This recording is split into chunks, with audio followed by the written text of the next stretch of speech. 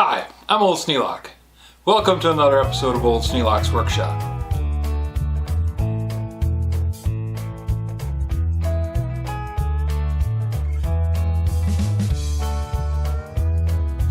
Working through the backlog. Clearing off the bench, I found a bag of stuff that I got at the restore last week sometime. I'm not sure exactly when, but it was an interesting pile of stuff. And it also ties into today's video, which today would be Thursday. So you're probably going to be seeing this Friday. So that was the stuff that I got on Wednesday this week. Anyways, that's getting confusing. The toolboxes that you saw in the Thursday video, that's where this stuff came from. Somebody who was a lot like me and has, well, I assume had a lot more tools than the average bear, had those three big toolboxes, and when they got to the restore opened them up, took all the tools out, and sold them off individually. Fortunately, I got there just as they were opening the boxes. Now, I would have been happy to buy the whole box, but I couldn't afford the tag. It was $250. They wanted $250 for just the box alone, which is about normal around here in antique stores. Those toolboxes go pretty dear. AC Gardner's toolbox that I got for $15, that was at an estate sale, and it was at the end of the sale and smelled like the hind end of a dog. So it was not a high seller. Took a lot of cleaning, a lot of work to get it to where it is now. Oh, and by the way, I found the lock, so I can put the lock on AC Gardner's toolbox. Eventually, I'm going to get this thing done. But anyways, on to the restore. This stuff, like I said, I got sometime early last week. So let's go through the pile. I don't know if you recognize this, but that is the bottom tray out of a Harbor Freight Central Machinery Ultrasonic Cleaner.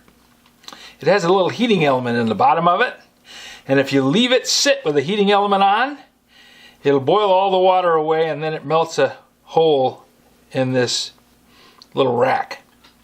So you turn it around and then you do it again, and it melts a hole in the little rack. So anyways, my rack is in bad shape. I was more concerned that I was leaving it on and walking away from it and forgetting it. You know, when you get busy with all kinds of things going and you're trying to catch up with everything, you forget stuff. So I was on the lookout for a little timer, and I wanted something that I could set for an hour and let it just run for an hour or two, and then it would shut off. So this was the kind of thing that I was looking for. Hopefully this timer is going to solve that problem. I won't ever melt another hole in the bottom of my rack for my ultrasonic cleaner. It's a little timer that you can set for an hour or two, and that should be more than enough to clean up whatever I want. The ultrasonic part only runs for 8 minutes. If there's a time limit on the heater, that would be great. There's a time limit on the ultrasonic part, but there isn't a time limit on the heater. This is going to shut off the whole thing after the thing times out. Now, I haven't tried this yet, so we'll have to see if it works. And if it doesn't work, I'm out $3. But I think it's going to be just fine.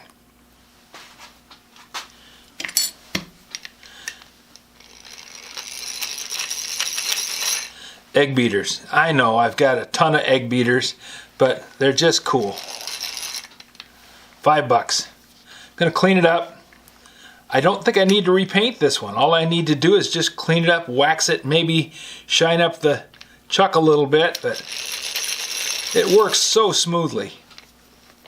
And the chuck works too. All the springs are there, it's just a little dirty. And after 100 years in the bottom of an old toolbox, it's got a right to be dirty. Now it might not be 100, it might only be 75 or 80.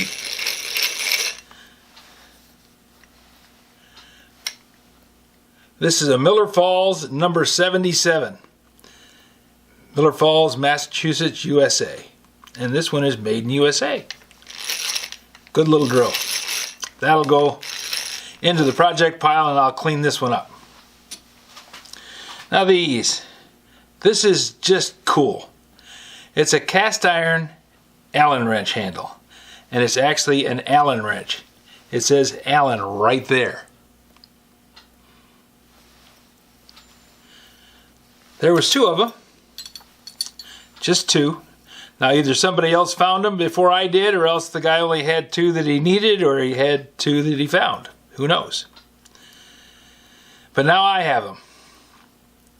And I got these just because I thought they were really nice. This is really handy because it's a big tap handle. I have a smaller tap handle that works very good for 5/16 and that size. It'll take a 3/8 on down. This one will go up and handle a 1/2 inch tap because the square will fit in, the square drive will fit into that chuck. This is going to be really cool. That'll go into the tap box. This one I picked up because I looked at it like that and I said, oh wow, match set. And they are, except unfortunately this one is broken. One of the leaves on the chuck is broken off. Now it'll still grip a tap, but I already have one this size and I really don't need a broken one. This is a little arbor for drill. You can put a grindstone or a buffing wheel or anything else on there. And I have that motor with a base on it to clamp into the vise, and it has a drill chuck on it that'll grip this 1/4 inch shaft, and that'll let me hook up all kinds of things on there. Now this square thing here, when you look at it you go, what the heck is it? And then this thing sitting next to it, you look at both of them and go, well, what are those? That's carbide. That's solid carbide. And this was used to make tools. You would cut off a piece and braze it onto another piece of tool steel and make something like one of these lathe cutters. Now, it was 50 cents, so I picked it up. But I really probably won't do anything with it other than just say, well, I got a piece of carbide. And of course, I got a lathe tool. And I got a big piece of tool steel lathe tool. Now, this is almost too big for my little lathe, but it'll just fit in the jaws of the tool post, so I'll be able to use it. This is set up to cut threads. It's cut 60-degree angle, so it'll be kind of handy to have around. So those things can go in the toolbox along with a bunch of other things that I will get to eventually. Lord knows I have enough projects going on. I don't need any more, but I go with the philosophy that if you're all done with your work, you might as well lay down and die. And so I'm making sure that I got plenty of work to keep me busy. Now this is a cool set of sockets. For $3, I got the Allen wrench that drives it and a set of sockets. Now, I have tons of sockets, but one of the first sets of sockets that I ever got was a set of these that my grandfather, Nice Wonder, gave me. He was kind of a collector like me. Well, I don't like calling myself a collector, but that's basically what we are. These were considered automotive tools. This is the kind of thing that you put in your car to work on the old Model T as you were trying to get it to go up the hill the last time.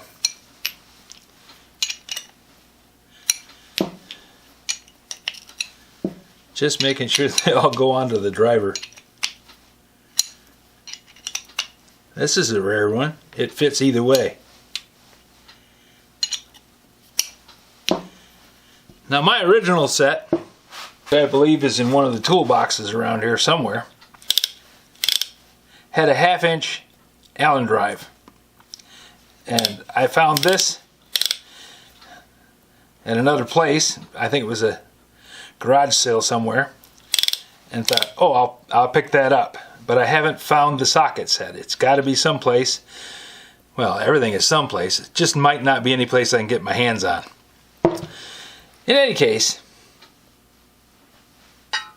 this was a cool thing, and I got it, and I'm happy with it. And going forward, we're just going to try and keep on keeping on.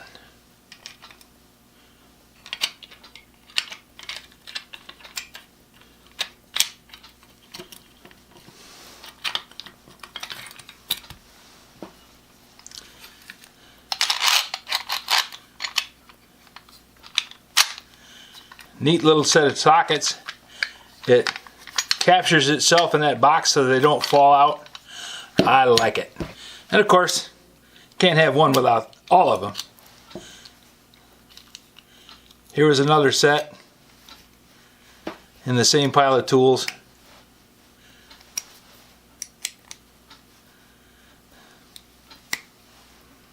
Nice little sockets.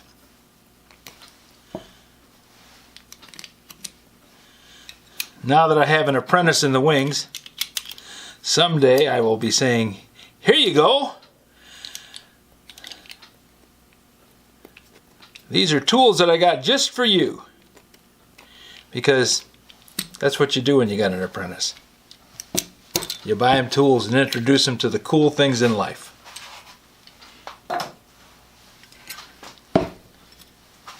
And this file, I haven't seen one like this. It's a double-ended triangular file.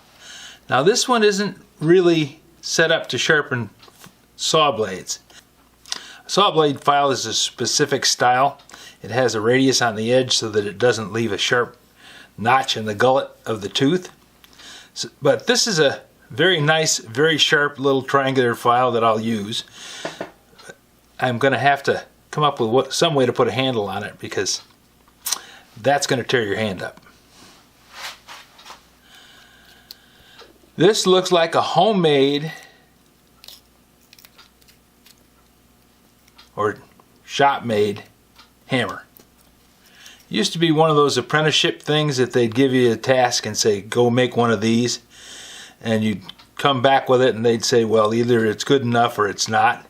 And if it wasn't, hopefully you caught it before you turned it into the journeyman, because otherwise you ended up with a whole raft of crap, and everybody from then on reminded you of your mistake. But this one looks like it was turned on a lathe and then somebody drove a punch in there to swedge out the opening for the handle. It doesn't look like a factory job. Cost $1. Can't have too many hammers or clamps. I said I probably wasn't going to be buying any more needle nose pliers. I lied. This was unmarked in a pile in the bottom of the box, and I took a whole handful of stuff up there and they lumped it all together and said the price is going to be, and I thought, that's good. Paid them the balance on the thing and left them the change, because Lord knows the Federal Reserve is still not open. At least not so far as I can tell, because they still won't give me change at the grocery store. They want me to use my credit card. But nice little pair of needle nose pliers. They need to have some touch-up work done on them, and we'll get to that.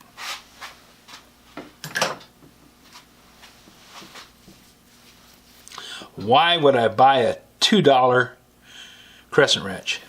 Because this one is the first one I've ever seen with teeth in the upper jaw.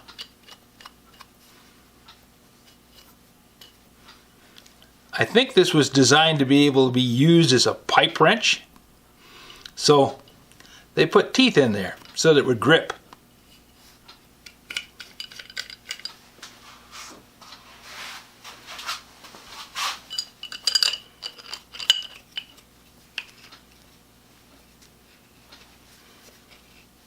I don't think you can get that to tighten up enough to really make a pipe wrench out of it. Well, I suppose if you really reef down on it, but it doesn't seem like a great idea. It just was a unique thing, and it has a massive size to it. It's a solid made piece. Works well. Even has a little hex. L. Tyler, Tyler.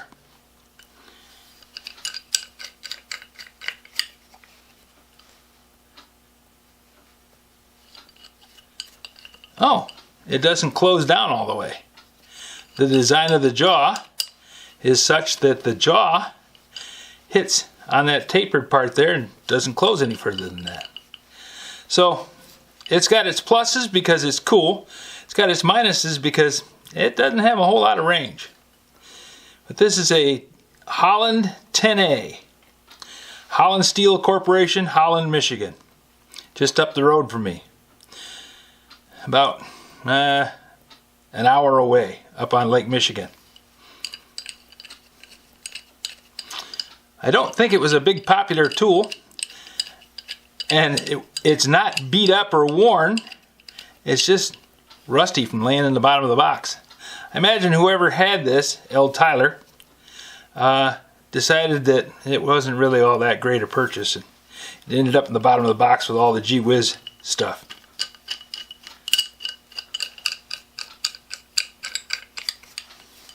Anyways, Holland Crescent Wrench.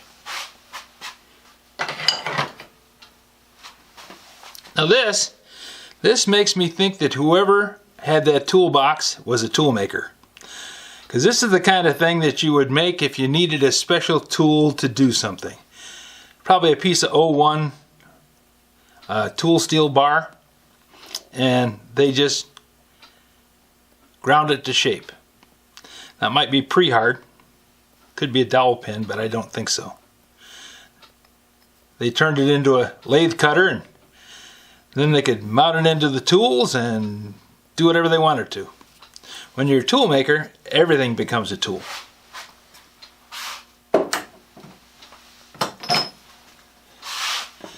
Now this, I have a smaller one. This one's called a grip wrench.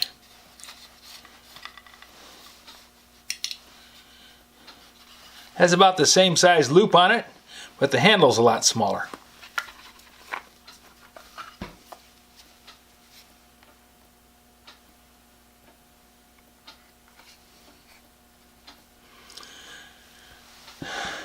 The design is such that when you wrap it around something and it pulls up against the teeth, you can pull on this thing as hard as you want to pull, and the rubber will stretch a bit, but it's going to come off, or something's going to break. So for $1, I now have 2 of them. These are really nice for disassembling and assembling things that you don't want to mar up. Taking the faucet off a shower, it works really good. You can put it on the chrome surface of the shower head or whatever and grip it, and that rubber won't make tooth marks in it. So for $1, I now have a pair.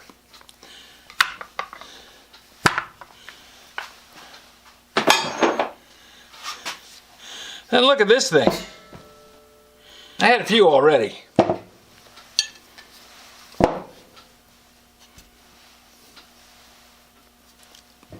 Jim Thompson was a guy on the Old Tool Network, and he liked perfect handle screwdrivers, along with Scott Grandstaff. And Jim would put new scales on them, and Scott still does. Jim's long since gone. May he rest in peace. So when I saw this one sitting in a box, I picked it up. Somebody had tried to sharpen it, but they did a bad job. And then the scale on it is broken. And I thought, well, when I have time, I'll go through and I'll fix that one. Well, after I found that one, I found this one, which also needs scales. And then I found this one, which is in pretty good shape. Doesn't need scales at all. And I said, cool. So now I have one decent one that just needs to be cleaned up a bit. Actually, that is just fine the way it is. Some people like them polished up. Some people like them in their working clothes. And this one is in good shape. The handle's in fine condition to use. The end's a little hammered up. Probably could be sharpened. But that one could stay like that for the rest of its life and not hurt anybody's feelings. This one, on the other hand, is never going to be useful as a user because that will tear your hand up. Also, somebody used a screwdriver for the thing that everybody uses a screwdriver for and pried on it and bent the end.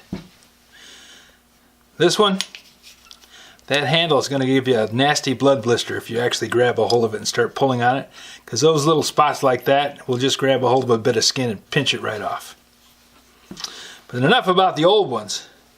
This baby is a monster.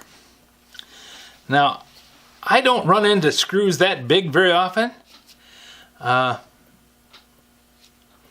Scoutcrafter rebuilt one like this a while back. And this one needs to have the scale replaced. At least one, but I would imagine it'd be better to replace both so it looked balanced. And it has been beat up. This belonged to Loyar, L-O-Y-E-R. I don't think that's... Nope, here it is, J. Loyar. Oh, wait a minute.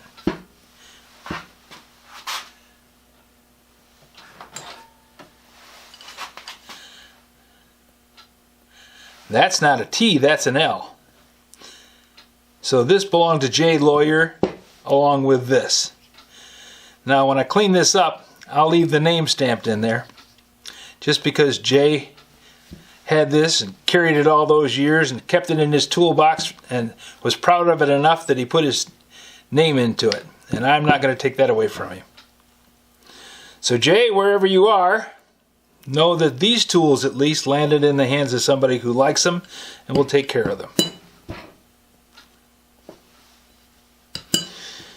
And over the winter, when I'm down here in the basement and not out ramming around in the yard doing things, or spending as much time on the road hunting up tools, I will be down here cleaning and polishing up all these bits and pieces.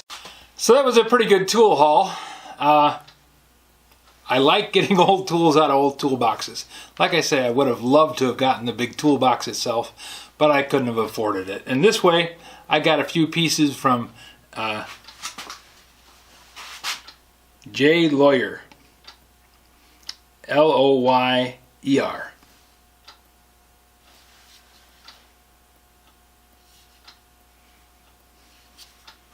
Thanks, Jay. I appreciate you taking care of all your tools so that they came down to me in such good condition. If you have any suggestions for a new video, questions about today's video, or any of the other videos on the channel, just drop a note in the comments. You know I read them all. Thanks for watching.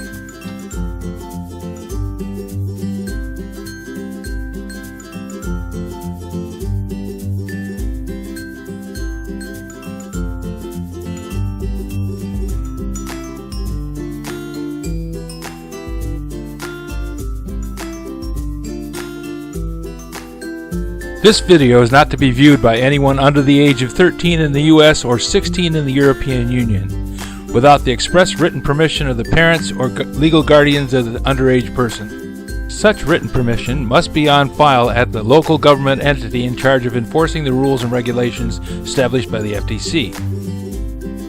Anyone violating these terms is admitting by default that they hold harmless the owners and operators of this channel. Any and all questions should be addressed to your local branch of the FTC.